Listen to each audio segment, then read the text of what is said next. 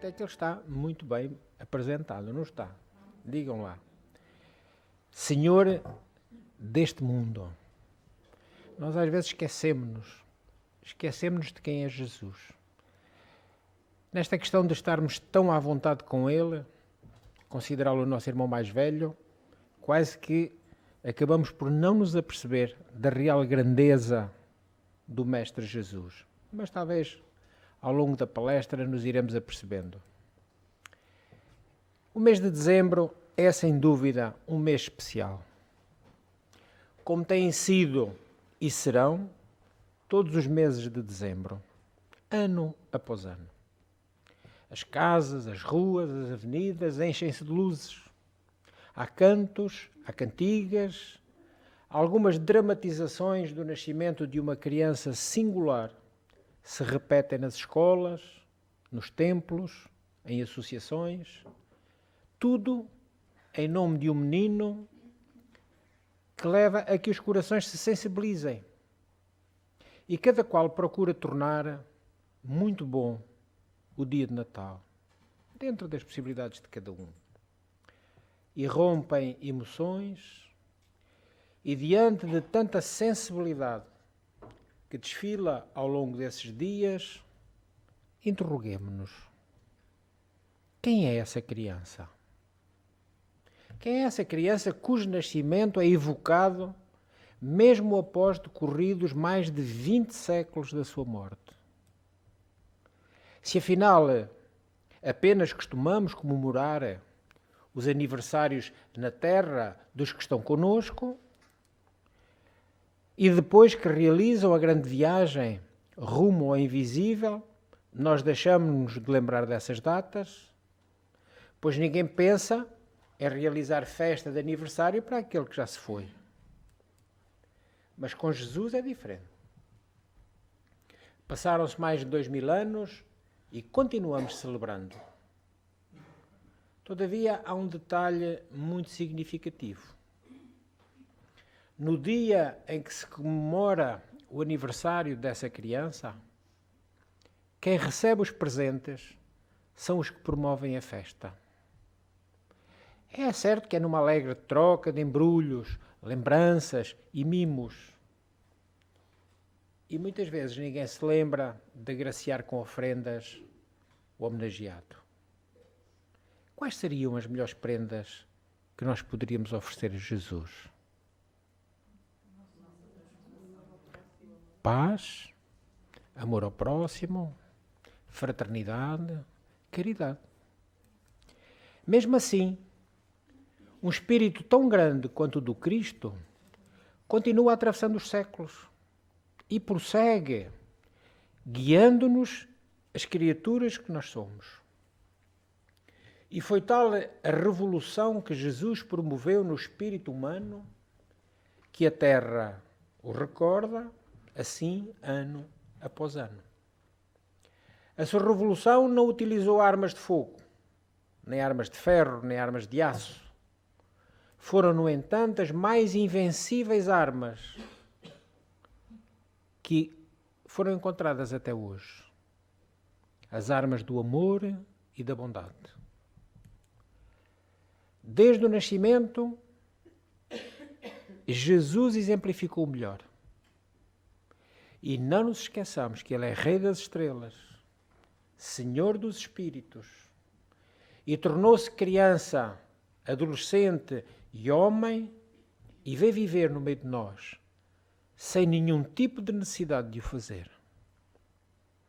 Veio-nos assim demonstrar, através de pouco mais de 3 décadas, pouco mais de 30 anos, que não importam as circunstâncias que nos rodeiem, pois quem deseja ser bom pode sê-lo.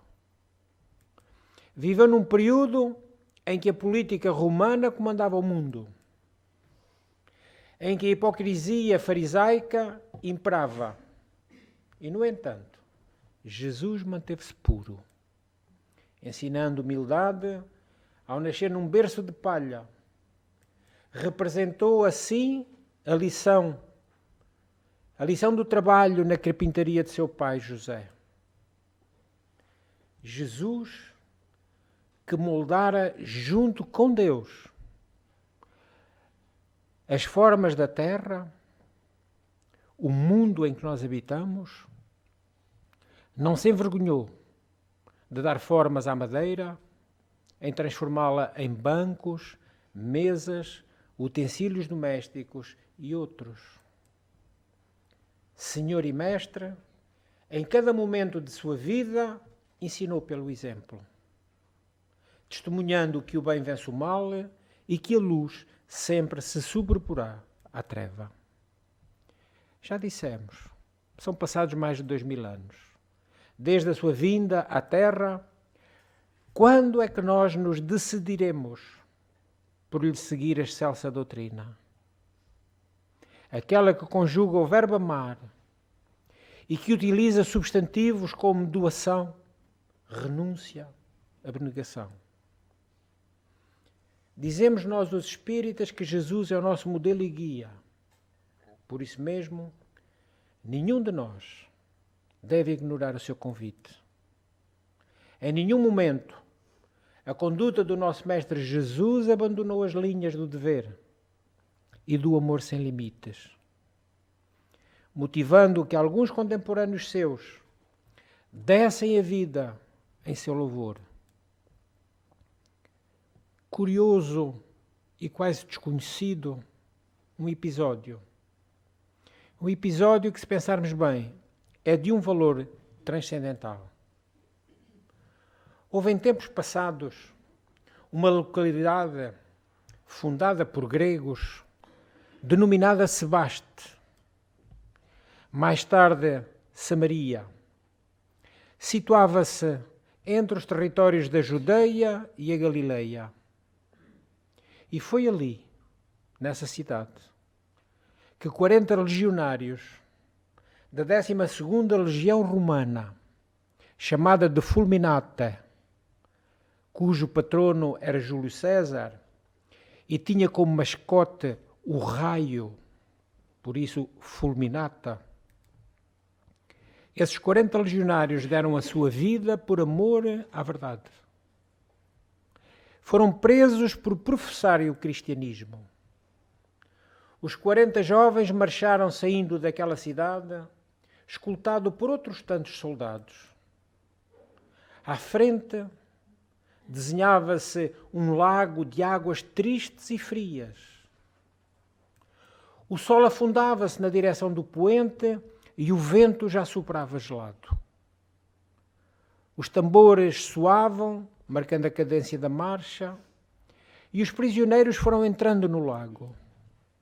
1 passo, 2, 3, 10, 20, e os pés foram agitando a água e eles entravam cada vez mais fundo.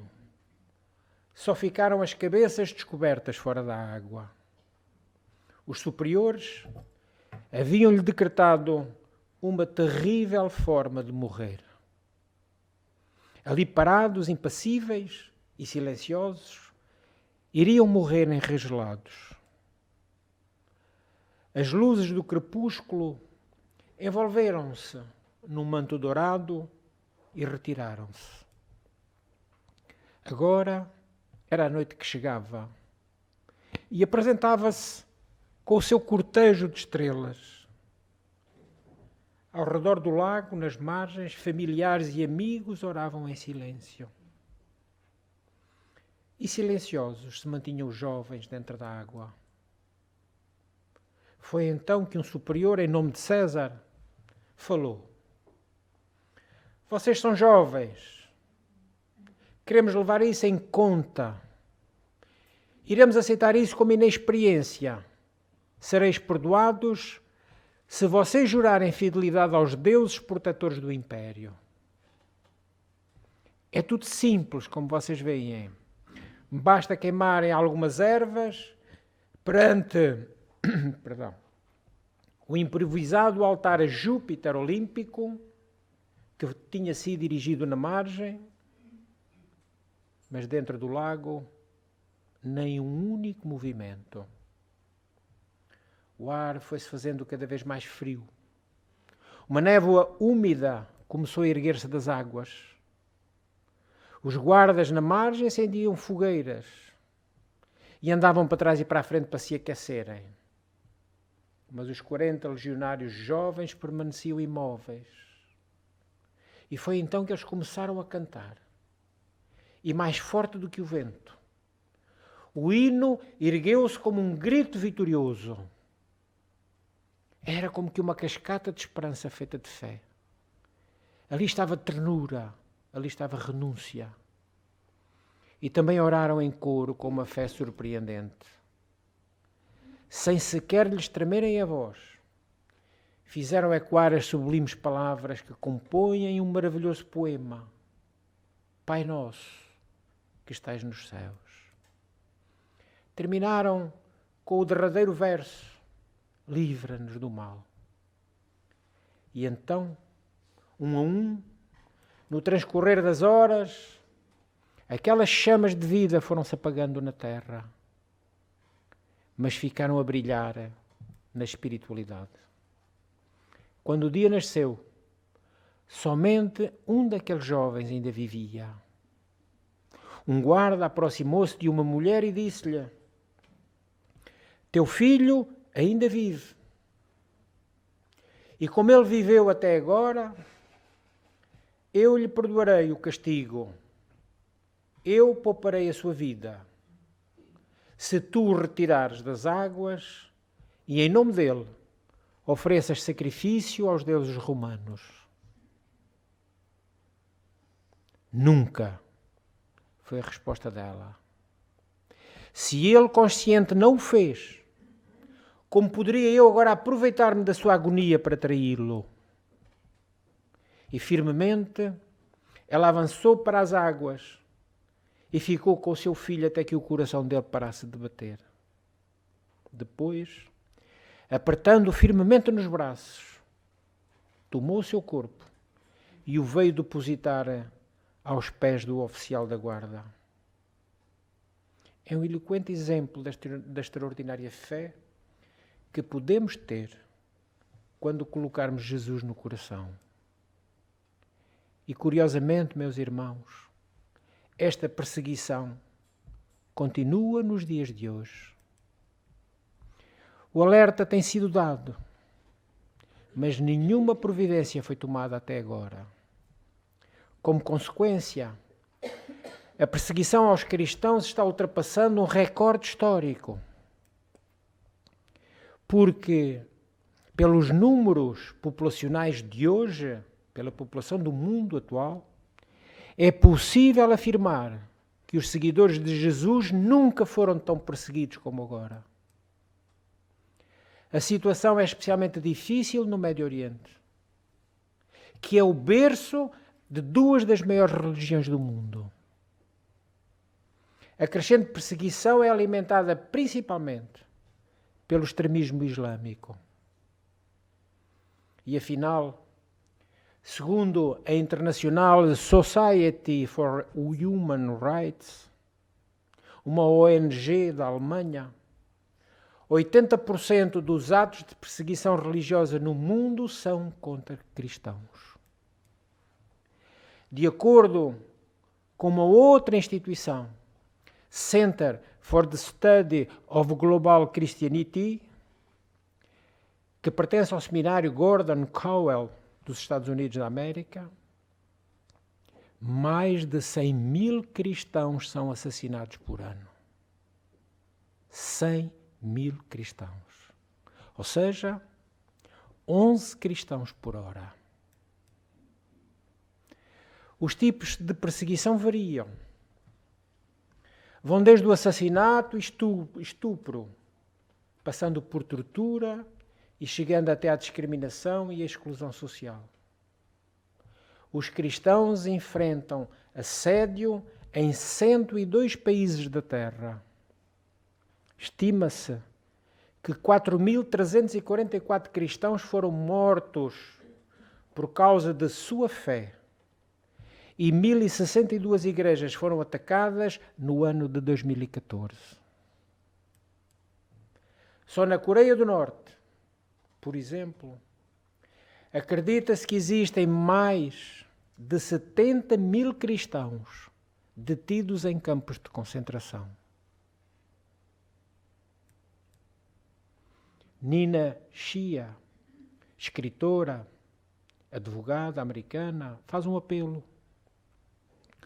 Nós, cristãos, devemos orar, mas também informarmos-nos e agirmos politicamente em nome desses irmãos e irmãs que estão sendo perseguidos em tantos lugares. Qual vai ser o Natal deles? Perguntamos nós. O nosso tranquilo. Nessa noite, lembremos-nos um pouco deles. Então também o homem que há mais de 2000 anos na Judeia amou e morreu por muito amar, mostrou-nos que a vida física não é o tudo. Inclusivamente Jesus previu isto. Busquem no Evangelho. João 16, versículo 1. Dei-vos a conhecer estas coisas para não vos perturbardes. Versículo 2. Sereis expulsos das sinagogas. Há de chegar mesmo a hora em que quem vos matar julgará que prestam serviço a Deus. Versículo 3. E farão isto por não terem conhecido o Pai e a mim. Versículo 4. Deixo-vos dito estas coisas para que quando chegar a hora vos lembreis de que eu vos-las tinha dito. Premonição de Jesus, a perseguição àqueles que nele acreditassem. A sua fé maravilhosa, a fé de Jesus, soube despertar outras fés e teve o poder de modificar vidas. A sua voz convidava para viver a verdadeira vida, a vida que se desdobra para além da morte. De entre os seus ensinos, lembremos: quem perseverar até ao fim será salvo. Quem crer em mim, mesmo morto, viverá.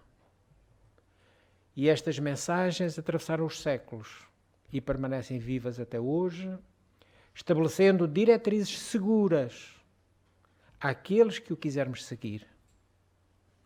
A sua fé é a mensagem do amor, da fidelidade até ao fim. Mas apesar de tudo, a figura de Jesus de Nazaré ainda hoje é motivo de muita polémica. Para muitos ele não passou de uma lenda. Lenda que depois foi vertida para os evangelhos.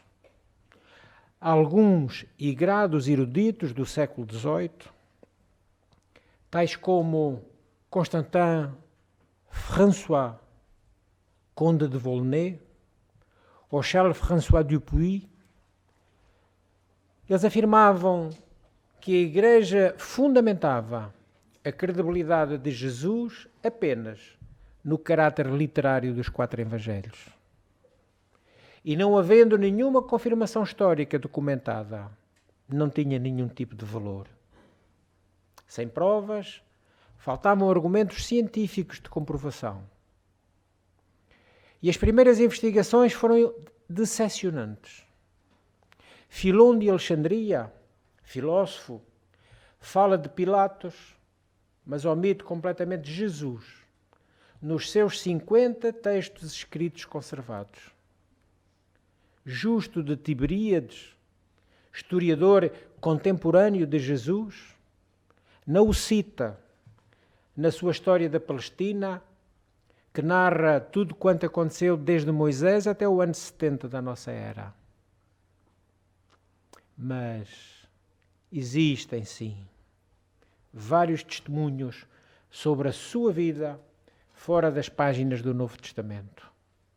O mais antigo de todos remonta aos anos 93-94 da nossa era e encontra-se no livro Antiguidades Judaicas, da autoria de um famoso historiador chamado Flávio Josefo, que apesar do nome, este nome latino, era judeu.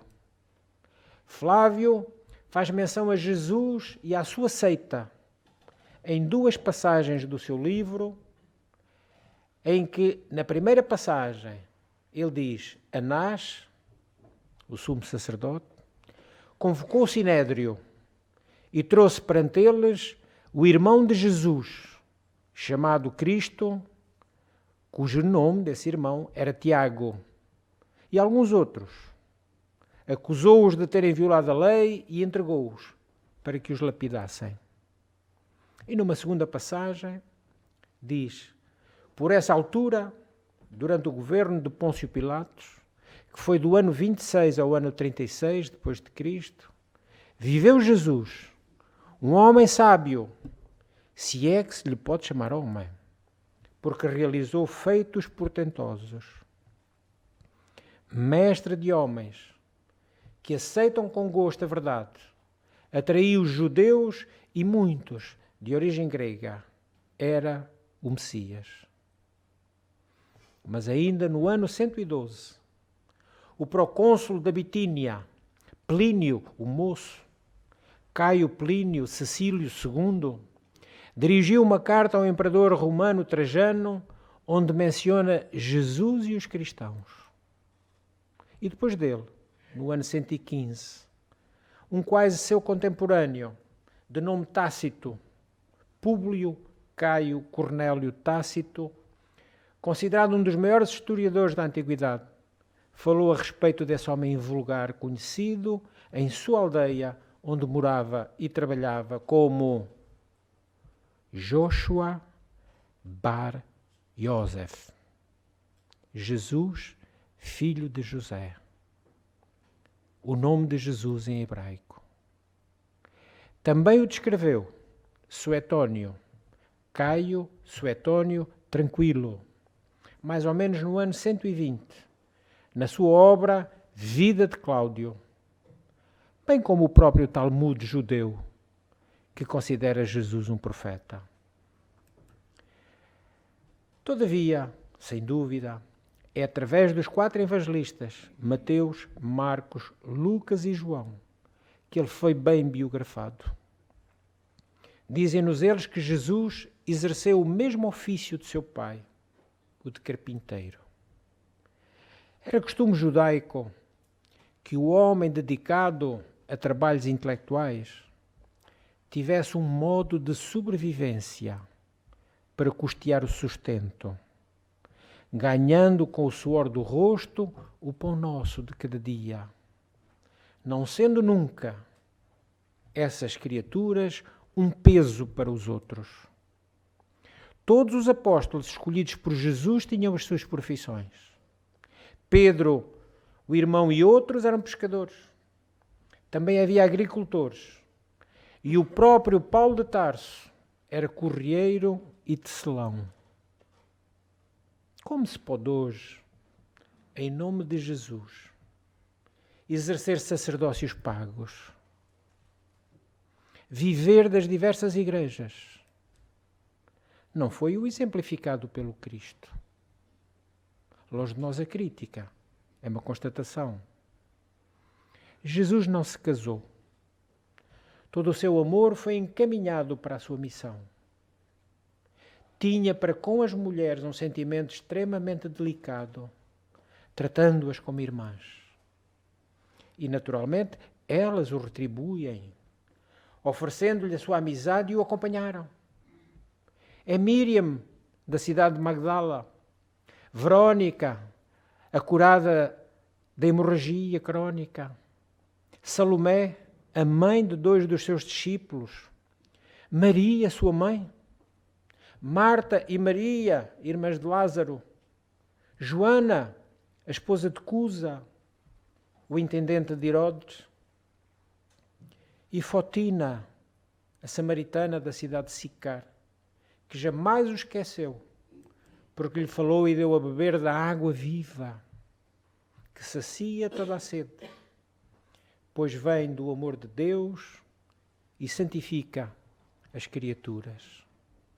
Uma alusão muito curiosa à água, que nós nas casas espíritas tanto respeitamos, a água fluidificada. Então a natureza tão elevada de Jesus, a ternura do seu coração, extravasou a ele em doçura infinita, como uma verdadeira poesia. Pregou em seus ensinos a humildade, o perdão, a caridade, a abnegação, a justiça, através de máximas que ainda hoje têm luz própria. Aquele que se humilha será exaltado. O que se exalta será humilhado. Perdoai e sereis perdoados. Amai os vossos inimigos. Fazei o bem aos que vos odeiam.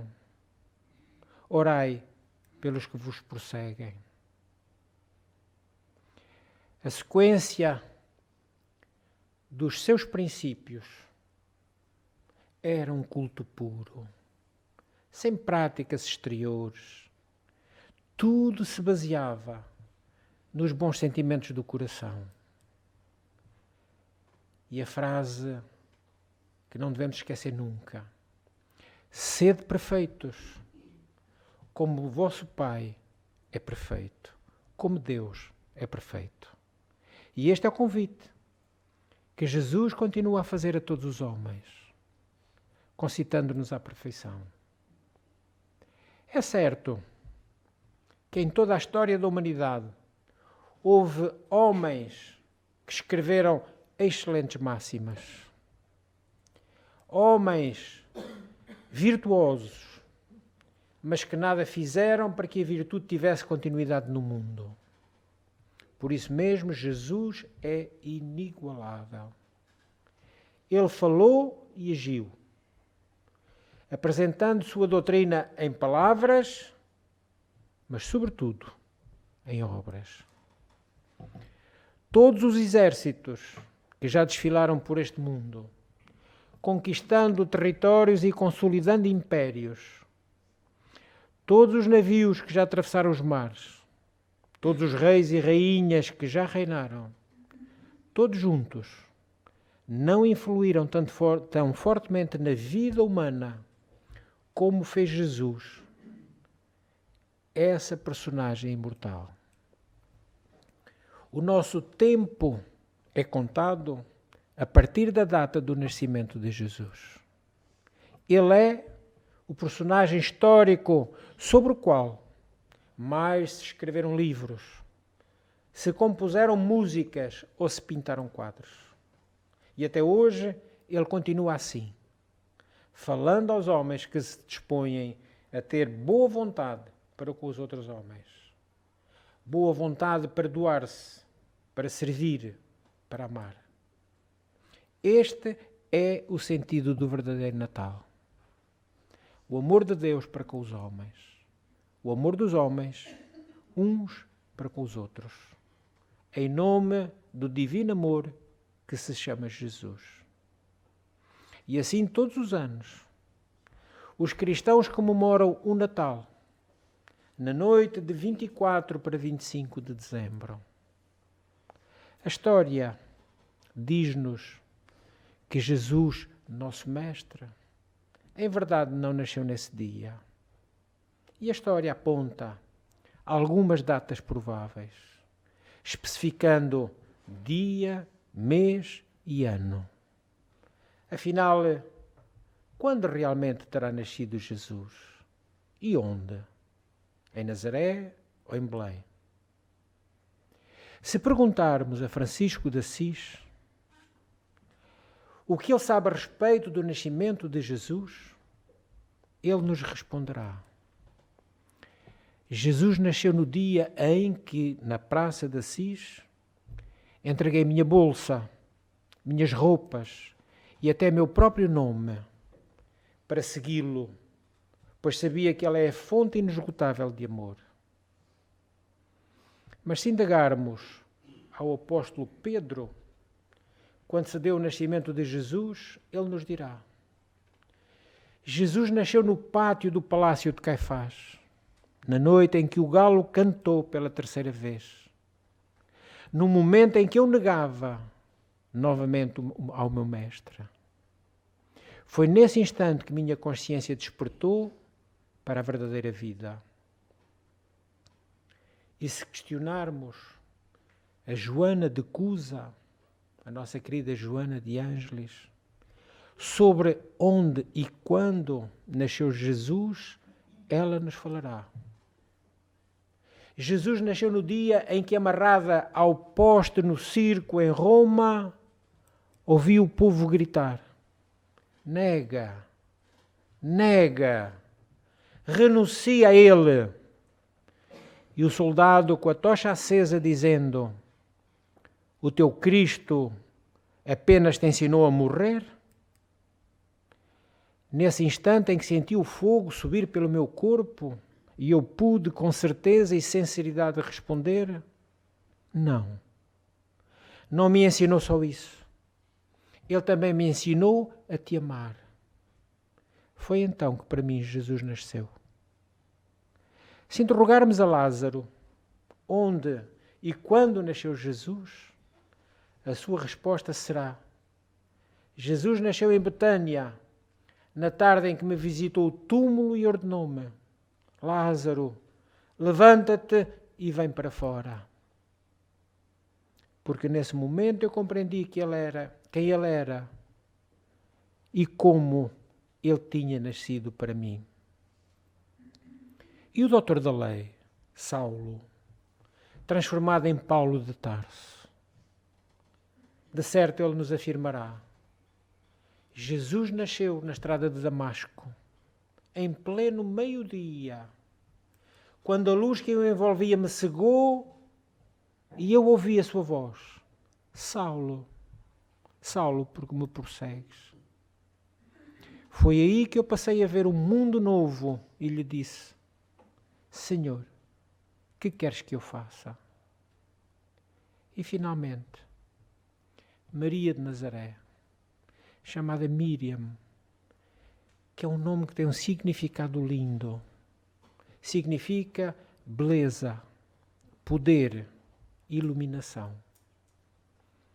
Com certeza Maria, sorrindo, nos falará que Jesus nasceu quando se escondeu das estrelas na sombra da terra, servindo-se do seu vaso carnal, escolhido e já comprometido antes do seu regresso à terra, para a reencarnação do anjo planetário.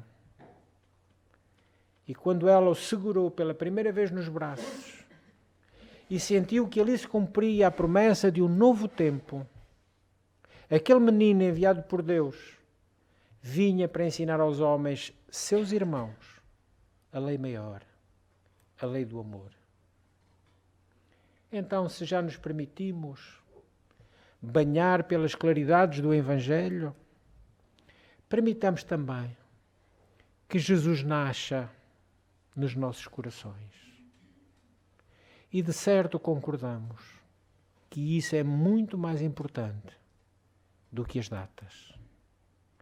Deixemos que as suas vibrações nos cheguem ao espírito e espalhem o perfume da sua presença nos caminhos por onde avançamos em busca da nossa própria vida. Refaçamos mentalmente o caminho que já percorremos, desde que a sinfonia da Boa Nova nos alcançou, e façamos uma proposta. A proposta de vivermos a mensagem do Mestre, que é nosso modelo e guia, Jesus.